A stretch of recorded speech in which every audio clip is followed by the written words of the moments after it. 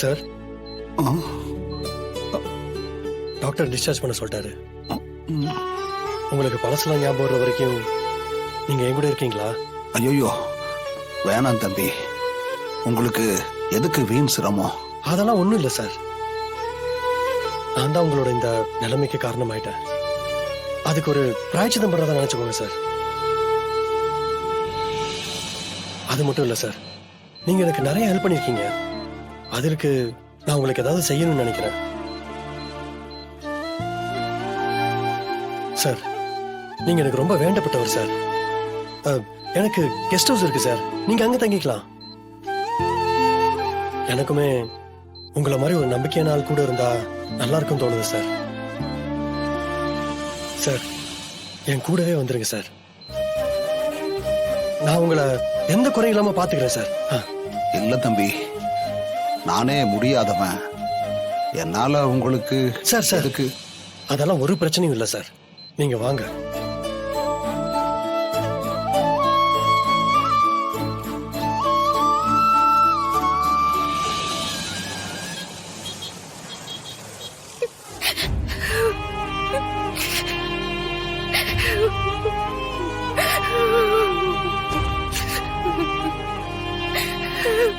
Hey Tamil, என்னாச்சு தமிழ்? ஏன் இப்படி எழுதிட்டு இருக்கா? சிபி, எங்க அப்பா. அப்பாவா? உங்க அப்பாக்கு என்னாச்சு? அவர் எங்க இருக்காரு? என்ன பிரச்சனைன்னு தேன் ஓட்ட ஏதாவது சொன்னாலா?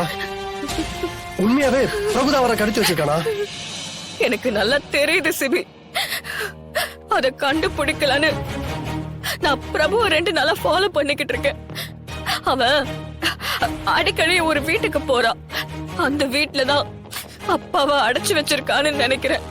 ஆனா அவன் போனதுக்கு அப்புறம் நான் போய் செக் பண்ண, ஆனா எங்க அப்பா அங்க இல்ல சிபி. அவன் வேற எங்கேயோ அவரை மாத்திட்டான்னு நினைக்கிறேன்.